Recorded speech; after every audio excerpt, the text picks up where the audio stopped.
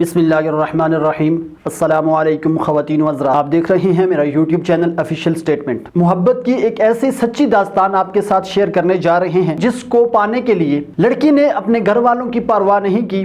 لڑکی اپنے والدین کے سامنے اور دنیا کے سامنے ڈٹ کر کھڑی ہو گئی، کیونکہ جس لڑکے سے اس کو پیار ہو گیا تھا وہ لڑکا دونوں ہاتھوں سے اور ایک ٹانگ سے معذور ہو گیا تھا، جس پر اس کے والدین اس پر پریشر ڈال رہے تھے کہ یہ آپ کے لیے اچھا نہیں ہے، یہ معذور ہے، آپ اس سے شادی نہ کریں۔ لیکن اس نے دنیا کی پرواہ نہیں کی، اس نے اس کی معذوری کو بہانہ نہیں بنایا، بلکہ اپنا پیار پانے کے لیے اپنا تن من دن سب کچھ قربان کر دیا۔ ویسے بھی انسان کو اگر دنیا میں کسی سے محبت ہو جائے، چاہے وہ کوئی بھی چیز ہو، انسان کو اگر سچی محبت ہو جائے تو وہ اس کو پانے کے لیے دنیا کی ہر ممکن اور ناممکن کوشش کرتا ہے، کیونکہ دل چیز ہی ایسی ہے کہ یہ اگر پتھر پہ بھی آ جائے تو اس کو بھی دل میں سمانا پڑتا ہے۔ تو ویڈیو میں آگے جانے سے پہلے آپ سے گزارش ہے کہ اگر آپ چاہیں تو میرے یوٹیوب چینل آفیشیل سٹیٹمنٹ کو سبسکرائب کر سکتے ہیں۔ ویڈیو پسند آئے تو اس کو شیئر کریں۔ ناظرین گرامی، یہ سچی محبت کی داستان لاہور کی ہے، جہاں پر ثنا مشتاق اور داؤد رہتے تھے۔ یہ دونوں ایک دوسرے کے رشتہ دار تھے۔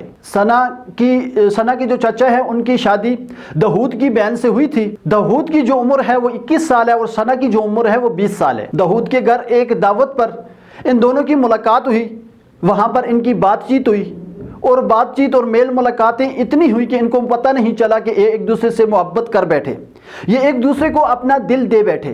داؤد معمول کے مطابق ایک دن اپنے گھر کے کام کاج میں مصروف تھا کہ وہ اچانک اپنے ہاتھ میں لوہے کا راڈ لے کر اپنے گھر کی چھت پر چڑھا تو وہ لوہے کا راڈ اوپر جاتی ہوئی بجلی کی تاروں سے ٹکرا گیا۔ جس وقت وہ لوہے کا راڈ بجلی کی تاروں سے ٹکرایا تو داؤد کے جسم کو زوردار جھٹکا لگا اور کچھ لمحے کے لیے داؤد کا جسم آگ کے شعلے میں تبدیل ہو گیا اور آس پاس جو لوگ موجود تھے انہوں نے داؤد کو گردن سے نیچے ریت میں دبا دیا۔ کچھ دیر بعد جب داؤد کو ہوش آیا تو داؤد نے کہا، مجھے یہاں سے نکالو، میرے دل کو کچھ ہو رہا ہے۔ لوگوں نے وہاں سے نکال کر داؤد کو جنرل اسپتال پہنچایا، جہاں پر ڈاکٹر نے فرسٹ ایڈ کے بعد داؤد کو جناح اسپتال منتقل کر دیا۔ جناح اسپتال میں جس وقت داؤد کو ہوش آیا تو اس نے اپنے جسم پر پٹیاں باندھی ہوئی دیکھی، وہاں پر بھی داؤد کو ثنا ہی کا خیال آیا۔ لیکن چند لمحے بعد ڈاکٹروں نے داؤد کو بتایا کہ آپ کی زندگی بچانے کے لیے یہ ضروری تھا کہ آپ کے دونوں بازو اور دائیں جو ٹانگ ہے وہ کاٹنی پڑی۔ جس وقت اسپتال میں بھی داؤد کو خیال آیا تو ثنا ہی کا خیال آیا، کیونکہ گھر میں جس وقت اس کو کرنٹ لگا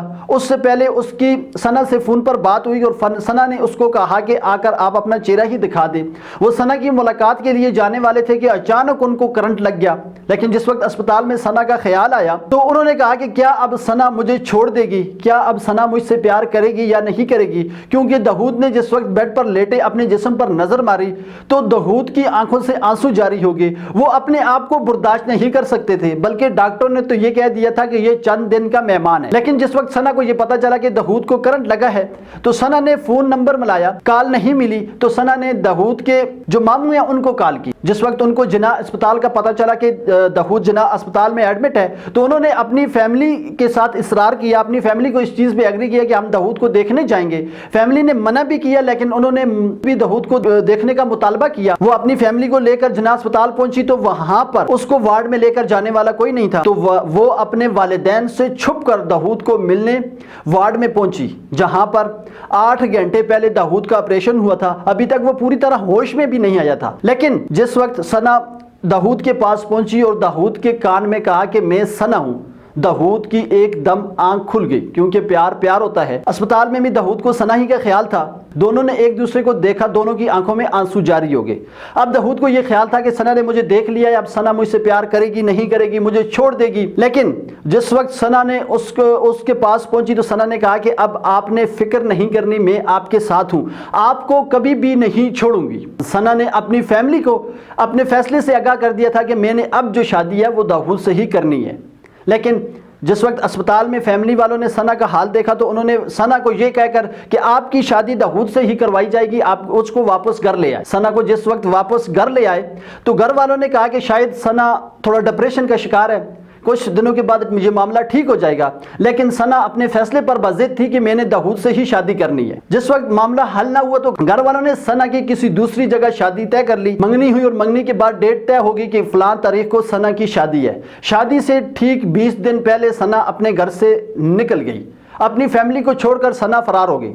ثنا اپنی خالہ کے گھر گئی اور اپنی خالہ کو ساری سچویشن سے آگاہ کیا کہ میں داؤد سے پیار کرتی ہوں، میں اب داؤد کو اس حالت میں نہیں چھوڑ سکتی۔ چند دن بعد اس نے داؤد سے دوبارہ رابطہ کرنے کی کوشش کی تو داؤد کو بھی یہ اپنے فیصلے سے آگاہ کیا کہ میں نے اب آپ کی خاطر سب کچھ چھوڑ کر آ گئی ہوں، اب میں واپس نہیں جاؤں گی، خدا را مجھے نہ کرنا۔ داؤد یہ نہیں چاہتے تھے کہ ثنا اس حالت میں مجھ سے شادی کرے۔ وہ ثنا کو سمجھاتے تھے کہ آپ کی فیملی جو ہے وہ ٹھیک کہہ رہی ہے، کوئی بھی والدین یہ نہیں چاہتا کہ میری بچی کی جو زندگی ہے وہ کسی مشکل میں گزرے۔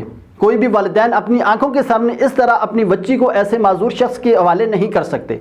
داؤد نے ثنا کو بڑا سمجھایا، لیکن ثنا نے کہا کہ خدا را اب مجھے نہ کرنا، میں اپنی فیملی اپنا سب کچھ آپ کی خاطر چھوڑ کر آ گئی ہوں۔ ثنا کی فیملی نے بھی ثنا کو کافی سمجھایا کہ اس شخص کی دونوں بازو نہیں ہے، ٹانگ نہیں ہے، آپ اس کے ساتھ زندگی کیسے گزاریں گی اور آپ اس کے ساتھ زندگی گزار کر کیا چین و سکون پائیں گی۔ لیکن ثنا اپنے فیصلے پر بضد تھی کہ میں نے شادی کرنی ہے تو داؤد سے ہی کرنی ہے۔ بالآخر 3 ماہ قبل ان دونوں کی شادی ہو گئی، اور اب کیونکہ داؤد کے والد صاحب گھر میں ہی ایک چکی لگائی ہوئی تھی، اس پر ہی وہ کام کاج کرتے تھے اور داؤد بھی ان کے ساتھ ہی کام کرتا تھا۔ اب ثنا جو ہے وہ داؤد کے حصے کا کام کرتی ہے، دونوں خوش و خرم جو ہے وہ زندگی گزار رہے ہیں۔ لیکن ان دونوں کی گورنمنٹ کے آگے اور مخیر ذات کے آگے ایک اپیل ہے کہ یہ دونوں چاہتے ہیں کہ کسی طرح داؤد کی مصنوعی دونوں بازو لگ جائیں اور ٹانگ لگ جائے تاکہ زندگی کا جو پی ہے وہ چلا سکے۔